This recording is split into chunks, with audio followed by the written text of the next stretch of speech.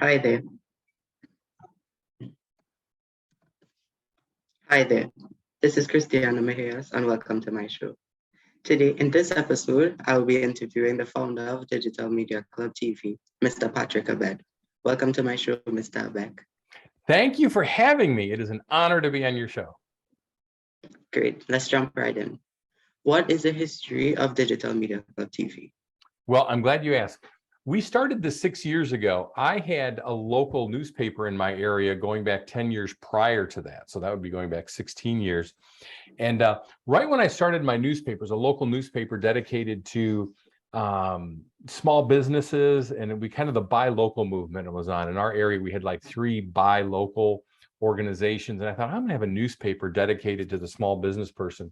So in that time, this is going back to like 2007, the writing was on the wall for newspapers were kind of dying out at the time. And I think the iPhone and Facebook were invented around that time too. So it's kind of technology was just taking off. Newspapers were kind of waning. So over that 10 years, what I started to do was use high school students as journalists to go out and do reporting.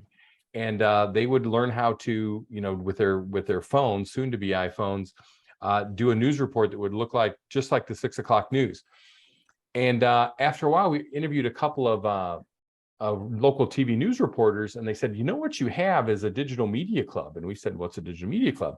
And they said, well, in journalism school, a digital media club is dedicated to the journalist students who are majoring in journalism who want to focus on different areas. And it could be journalism, or it could be film, it could be different areas. So that's when we kind of made the transition to a digital media club and focused on high school students. And a big thing about when we focused on high school students is we found out that this was a great hook for getting into college. It was something that a student could say they were a journalist, they were hosting a show, they were reporting on community events and earning community service hours. And then we had like little brothers and little sisters that were in middle school that wanted to do this. So that's kind of why we have younger students. But that's kind of where we started. And then things changed when we hit COVID and our students couldn't go outside anymore to interview people. And we looked at how CNN and Fox News were handling COVID, and they were bringing their hosts of their shows just right into their show. And we found that, wow, it's with proper lighting, a green screen, a microphone, you could really set it up to where we could almost pull it off that a student looks like they're, hosting a CNN show, inviting guests, doing news reports. So kind of that's our history and how we are where we are today. And it just kind of keeps getting better with every month. Okay, great. And how would you describe this program? Well, another thing that COVID brought on was kind of the explosion of at-home extracurricular club activities. We all know about extracurricular club activities that are associated with the school, and there's many: athletics, band, drama, things like that. There's also a big world of extracurricular activities that are not directly related to a school, even things like, a dance, getting dance lessons, music lessons, karate lessons, things like that are all extracurricular activities. Then there's whole leagues that you can do that are extracurricular. So we're kind of what's defined as in the category of an at-home extracurricular club activity. And our parents kind of have a common theme of wanting extracurricular activities that are fun for their children, but then also have intellectual value. It's something that really can benefit them academically as well. And that's kind of our category. Okay, so what is the course curriculum based on? Well, initially when we started, it was called Basics of TV News Reporting. That's going back 6 years ago. And that's where we would really have a heavy emphasis on editing, putting everything together, going out, interviewing people, 3 or 4 people at a charity event, and just kind of packaging and that all up. And then we switched over 3 years ago when COVID hit to something called Introduction to Digital Journalism and Media. And we interviewed some journalists that had graduated and moved on to TV. And what they told us was kind of the new major, if you're going into journalism, was called Digital Journalism and Media, which encompasses the whole field of journalism. It's not just broadcast journalism with TV, or it's not just you're going into print journalism, that type of thing. It kind of covers everything: making podcasts, producing a show, everything you need to know. So our curriculum is based on Introduction to Digital Journalism and Media. Okay, and would you mind telling me about the 2 building blocks of this program? Well, the two building blocks of this program are actually two building blocks of journalism, and that is delivering a news report. So there's different elements to that. And we don't really get into a student producing a news report, doing research, doing interviews, putting together references. Well, we kind of cut to the chase where we get on media lists of organizations, primarily charities, that will put out press releases. And a press release or news release is a ready-made news report that the organization wants you, if you have a radio station, they want you to read the news report, or they want you to, if you're a TV station, cover it, magazine, print, whatever. So we get all the news reports that we need that are already pre-made. So we're kind of not into that, but where a student learns how to present it in a professional format. The other building block is interviews, and interviews are the bestest educational tool for students, especially I think in high school, middle school, and college, where they can interview people. If they want to be a doctor, or they want to be a dentist or a veterinarian, they can go do a series. And Facebook now has elements to their business Facebook pages that you can produce a series, just like a Netflix series, and you could do whatever you want, and those all become searchable. So it's something that we're kind of focused in those areas, and it's really getting better as month by month. Okay, great. So what do parents of students say about Digital Media Club TV? One of the things that parents say, and there's kind of different elements to it, is they really appreciate we're very well organized. It's something that a student has a great reference. What we want to do is kind of build a lifetime reference where a student has this body of work that's all on a business Facebook page that's searchable, that's a quick, easy reference for scholarships, for applying for a job, for getting into college. And parents also say it's a great way for students to advance communication skills, because one of the things that you want to be is very efficient when you're delivering a message. And when you're on digital media, it's something that, you have to be able to deliver a message quickly, 15 seconds, 30 seconds, quickly, 6 seconds sometimes. And so we really teach students how to be very efficient, very precise with their communication.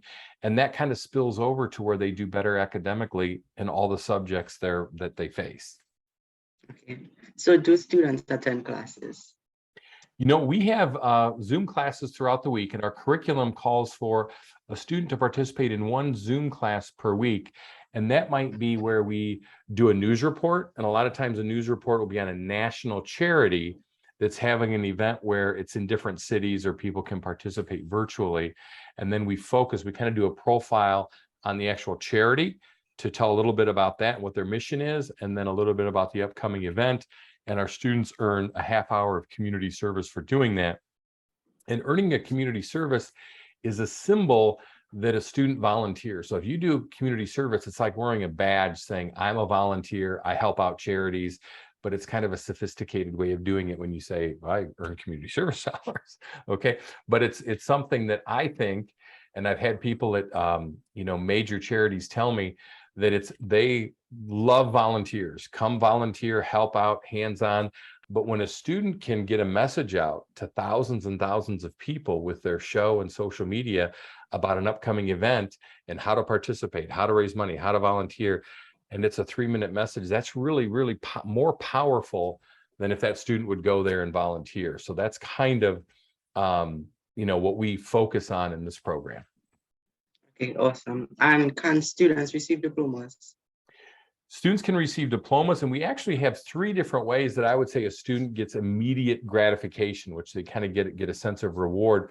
One is right when they will produce a report or do an interview. A lot of times family and friends will comment on it. The organization that we're profiling will have nice things to say. So it's kind of like right after you do something, getting applause, but it's in the form of social media comments and views. Secondly, is we give certificates of achievement, and those particularly for students are based on the episodes that they do. So right now, yesterday was your first episode, this is your second episode, and when you hit 10, 25, 50, and then it goes up by increments of 25, you'll get a nice certificate of achievement. And then thirdly is a diploma. And when students get 50 course credits, they get a diploma. And we have 4 of those. One is for first year, second year, third year, fourth year. And it's something that, like, this is also counts an assignment as a course credit. and students get that. So yes, students get diplomas, and they also get some other rewards along the way. Okay, that's awesome. So, Mr. Abed, what makes a Facebook page, a Facebook business page actually so valuable? Well, one of the things when you kind of analyze social media is really two aspects to it. One is the user experience. So you might say, geez, I like TikTok, or I like, Snapchat or whatever. And it's the user experience. The other flip side of that is it's the business side. If you're a business, what are you after? Well, if you're want to get people to your restaurant, probably YouTube is not the thing to tell people that, wow, we have, we're having a sale this weekend on, some whatever steak dinners or whatever. That's not the social media channel that you would want for that activity. Is YouTube. You would want it on something else. So you have to kind of pick what you want. I talk to people that have a solution. They have a business, and they want to. People are going to type into their computer, I need help with blank. So if I'm a pregnant woman and I'm having problems with my back, and I put in a solution, well, if you're a chiropractor, you want to hook up with that. So that would be, in that situation, that would be YouTube. So what we do with Facebook is they're the most advanced, most like a website, and they're just updated their business pages more so to look like websites.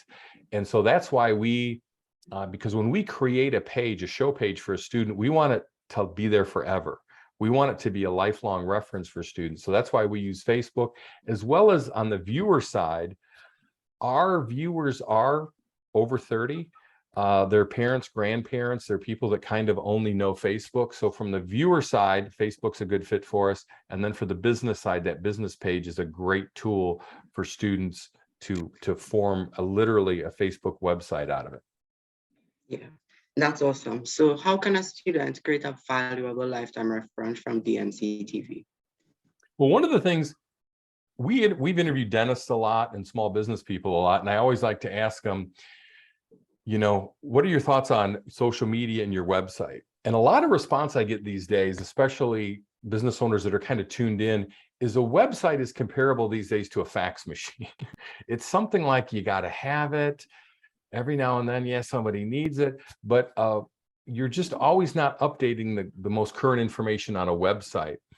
And so one of the things that, to go back to Facebook, is that it's always you're updating it with fresh content. At the same time, it's searchable. Each individual post can be searchable. It can be evergreen. You can reuse it in a fresh post. And it's something that it just kind of grows in value over time. And what we want to be able to do is to have to where there's no fees for hosting fees. So Facebook is that. I have students that 5 years ago did 75 or 100 episodes, and they still use it as a reference for jobs. They still use it because it looks fresh. It looks interesting. If they want to, they could repost something. They could have a post every now and then and just even make a commentary on something to keep it fresh, but they don't have to. And then we also, one of the things that a website has is tabs. So you can kind of click on the tabs. And now Facebook is having something to where we can customize tabs. So you could click on awards or events of a student, and you see all their accomplishments that they've had. So it's just a way that we can use this as a reference to where in 10 years, you would be using as a reference. And it would be something that people would look back on and just, wow, you were doing that at that age. That was amazing. It's like watching Tiger Woods golfing at 3 years old. It's like, wow, that was amazing. So that's why. Okay, thank you. And how does the term digital real estate apply to this program? One of the every night you get financial terms or little buzzwords that the financial industry uses. And one of the things that a few years back came up was a digital asset or digital real estate. And what they compared it to is creating something digitally that appreciates in value. It's like having a rental property that over time gets more valuable. And that's what with what we do with our student show pages, especially if they can start out young and then keep adding to it, is over time, it's something that will just be a valuable asset. It's something that will, I talk to college students that say, when you're looking at a resume and it's all just kind of there, or it's digital, or it's on paper, and you did this, and this, but when somebody can click to a website, or they can click to one of our show pages, and they can see all your accomplishments, they can see all the people that you've interviewed, it just brings it to life. And that's what is a valuable digital asset. I talked to a dentist a couple months back, and they said they spent $25,000 to create 20 videos and to get their thing all searchable with keywords. And all of that is available on Facebook. You can do it if you know what you're doing. Every video can be searchable. You can do it with keywords. Your page can be searchable. And so that's why we consider what we do a valuable digital asset that a student will have forever. Okay, great. So what is the tuition cost with this program? The tuition cost, we try to make it as affordable as possible. It's $99 per month, and it runs month to month. A student can put it on hold at any time. The goal of the program, though, is what we want to do is to teach a student how to do this. So we want to teach students how to, get on press release, get on media lists, how to present this. We always have classes available, and we always have whatever help a student needs, but kind of our goal is along the way to teach a student how to do this. If you'd want to participate, you could pick up an assignment every week and do it on your own, or you could do it in class. That counts as a class credit. You can participate in interviews. We just did a panel interview where we had 6 students participate, and we interviewed somebody that trains service dogs for people with special needs. And so we all got to interview that. The other day, last week, we interviewed somebody that did an Everest challenge where they climbed a mountain out in Colorado 9 times to equal Mount Everest. So you can always jump in to the guests that we have and participate, or you can invite people on your show yourself if you want to have a theme, or you want to do a series on something. I want to interview athletes or artists or people in my community. We'll help you every step of the way, but all that for $99 a month. Okay, great. And what are the steps to getting involved here? Well, one of the things that we like to do is before a student signs up and enrolls with us, it's kind of like a tryout process we want to get to know you, you want to get to know us, and we don't want to have it to where you also have to commit to something long-term. So what we wanted to do is create a 4-step process where the first step was what you did yesterday. We could do a national charity event and do that as a news report, episode 1. Today, you're getting the feel for what it's like to do an interview. The next step for you would be we would find a local event in your area and try to get some traction, some viewership at a local level. And then the 4th step is we get together with parents, and sometimes the students there, sometimes not, for a 30-minute Zoom meeting called a parents meeting, and just kind of go over what we've done, what our goals are, what our expectations are. And then we just ask a parent or whatever wants to move forward for 1 month. It's not something that they have to sign on. And then we also have students that'll do this for 3 or 4 months, and then they'll have track, or then they'll have something, put it on hold. And you can put it on hold where there's no tuition payments, and then pick it up at a later date. So those are kind of the steps to getting involved with us. Okay. Well, thank you for being my guest today, Mr. Abak. You're very welcome. Very good questions. This is Christiano Mejias reporting for Digital Media Club TV.